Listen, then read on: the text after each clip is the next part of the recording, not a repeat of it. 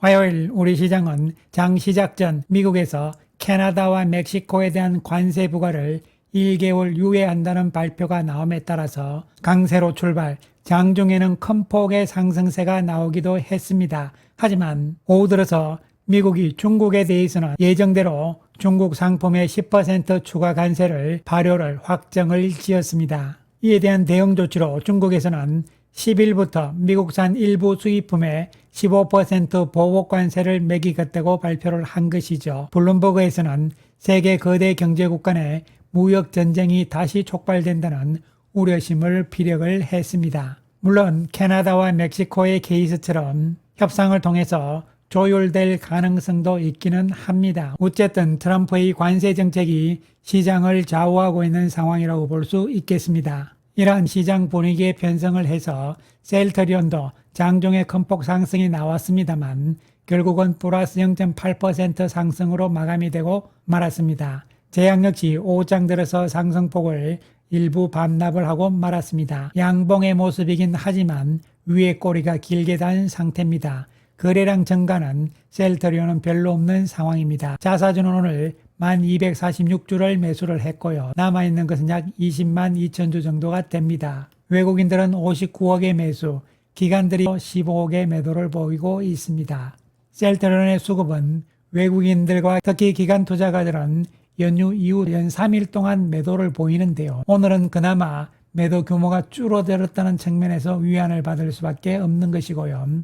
외국인들은 33,000주의 매수 우위를 보였습니다. 외국인들의 매매 형태 역시 단기적인 성향이 강한 것으로 보이는 것이죠. 한편 트럼프 관세 정책과 관련해서 회사 측에서는 지난 1월 30일자로 주주님께 드리는 글을 통해서 대응 전략을 공개를 했는데요. 단기적인 대응 전략으로는 충분한 미국 내 재고를 확보하는 것이다 이렇게 돼 있고요. 중기적인 대응 전략으로서는 원료 의약품 중심으로 공급을 하겠다. 그리고 결국은 장기적으로는 미국 내의 생산기지 확보를 검토하겠다 이렇게 발표를 했습니다. 어쨌든 셀트리온 역시 트럼프 정부의 관세 정책에서 완전히 벗어날 수는 없는 상황이라고 볼 수밖에 없는 것이죠. 따라서 시장 전반도 마찬가지고요. 셀트리온 역시 관세 정책에 따라서 영향을 받을 수밖에 없는 상황이라고 단기적으로는 생각을 해야 되는 것이고요. 한편 셀트리온은 어저께 ADC 항암 신약인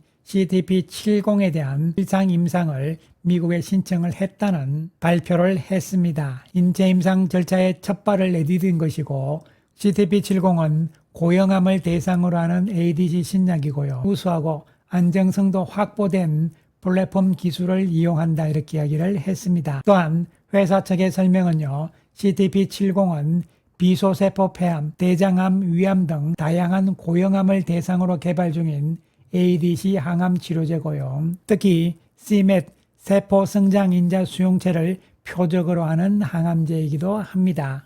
시험관 및 동물 실험에서는요. 효능과 안정성을 종합적으로 평가하는 치료 지수가 높은 수치를 확인을 했습니다.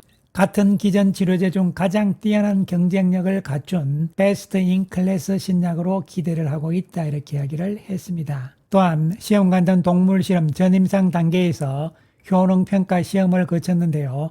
결과는 좋게 나온 것이죠. 종양성장 억제율이 좋았다 이런 이야기고요. 또한 종양성장의 억제를 넘어서 종양 감소를 유도하는 결과가 나오기도 했습니다. 문제는 이러한 좋은 결과가 인체 대상으로 한 1상에서 어떤 결과가 나올 것이냐가 중요하다고 볼 수 있는 것인데요. 한편 CTP70과 항체 타켓이 똑같은 CMET ADC 항암제 개발 현황을 살펴보게 되면요. 현재 총 9개 제품이 경쟁을 하고 있습니다. 셀트리온의 목표는 이 9개 제품 가운데서 효능이 가장 뛰어난 베스트 인 클래스를 목표로 하고 있는 것인데요. 현재 가장 앞서 있는 것은 미국의 에브비죠.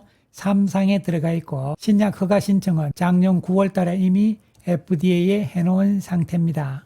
그 다음으로는 대부분 아직 1상에 들어가 있는 상황이고요. 셀트리온이 이번에 1상을 신청을 했고요. 그리고 일본 업체에서는 1상을 중단을 했습니다. 따라서 가장 앞서 나가고 있는 것은 미국의 에브비 쪽이라고 보시면 되는 것이죠. 어쨌든 이것은 바이오시밀러하고는 다른 신약이기 때문에요. 효능과 부작용에서 차이가 분명히 나올 수밖에 없는 것이죠. 효능과 부작용 측면에서 가장 우수한 제품이 어느 것이냐, 이런 부분들이 판가름이 앞으로 나야 되는 것이죠. 이와 관련 비즈워치에서 오늘자로 게재한 기사 내용을 보시게 되면요. 셀트리온의 ADC 첫 임상, 후발주자 한계 극복할까, 이런 제목인데요. 셀트리온의 CTP70의 차별화된 경쟁력을 입증하는 동시에 빠른 임상이 중요하다, 이렇게 보는 것이죠. 그래서 임상 속도도 빨라야 되고요. 또한 경쟁력도 입증이 돼야 되는 것이죠. 경쟁력에서는 두 가지입니다.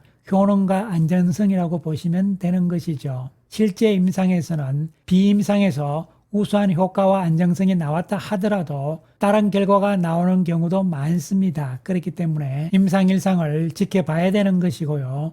특히 에브비가 가장 선두권에 있잖아요. 그럼에도 불구하고 에브비 역시 독성에 대한 문제점, 즉 에브비의 ADC 항암제 제품 역시 독성으로 인한 문제로 요 부작용이죠.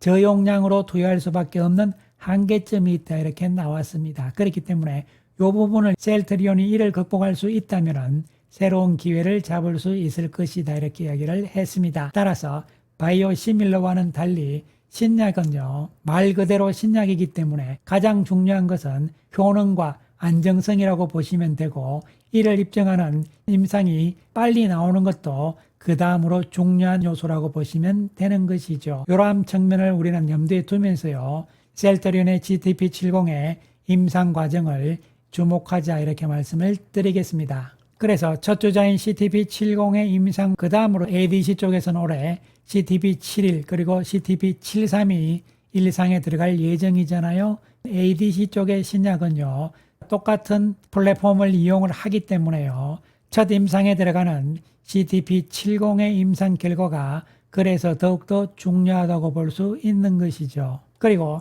지난 영상에서 언급을 드렸던 짐펜트라의 PBM 등재 문제에 대해서 다시 한번 정리를 해드리겠는데요.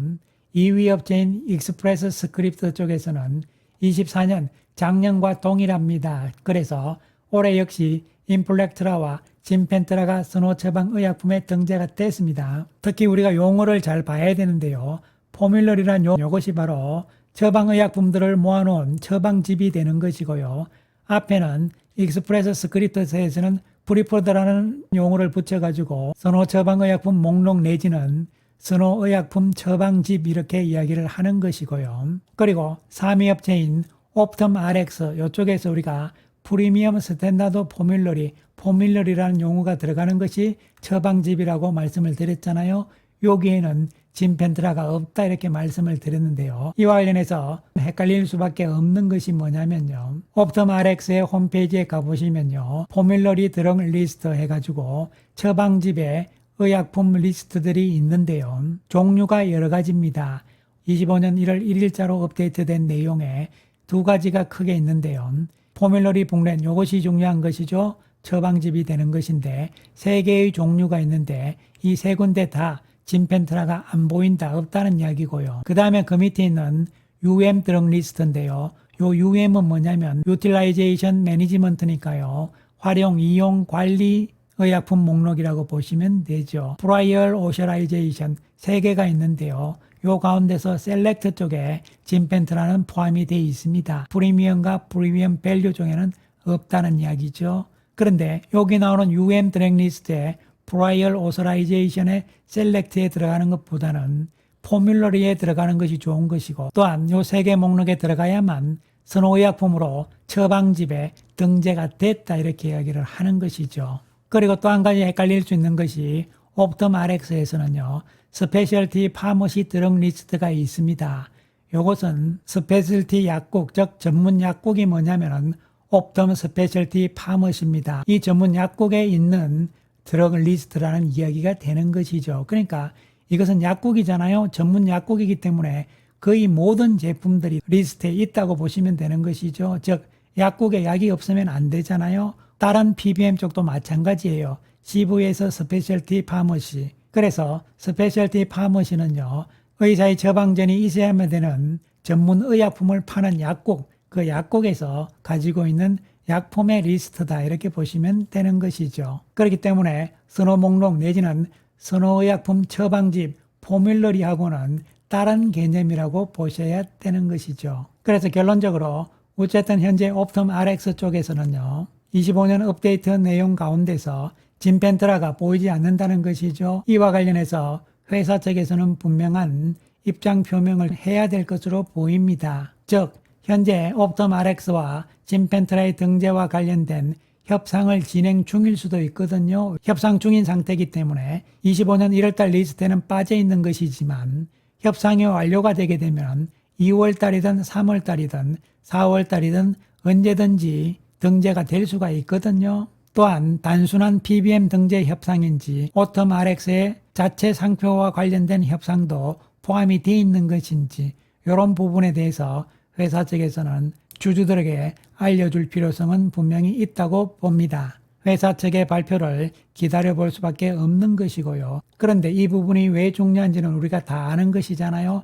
진펜트라의 25년 매출액이 어떻게 나올 거냐. 결국은 PBM 등재 여부가 가장 핵심적인 변수기 때문에 그런 것이죠. 작년 11월 11일 이후 발표된 리포트에서 진펜트라에 대해서 추정치를 낸 자료들을 평균치를 내는데요. 이것이 바로 진펜트라에 대한 컨센서스가 되는 것이죠. 파란색으로 표시되어 있는 삼성증권과 한국투자증권은 25년 1월 달 들어서 수치를 업데이트한 것이죠. 나머지 증권회사들 역시 25년에 대한 전망치들은 3대 PBM의 선호의약품으로 등재됐다는 것을 전제로 해서 나온 전망치일 가능성이죠. 그렇기 때문에 회사 측에서의 PBM과의 협상 과정 등에 대한 발표가 더욱더 중요한 것이죠. 진펜트라에 대한 컨센서스는 많이 낮춰진 상태이긴 합니다. 올해는 3,353억을 현재 컨센서스로 추정을 하고 있는데요. 이보다 더 높아질지 낮아질지 이런 부분들이 지금 현재 상황,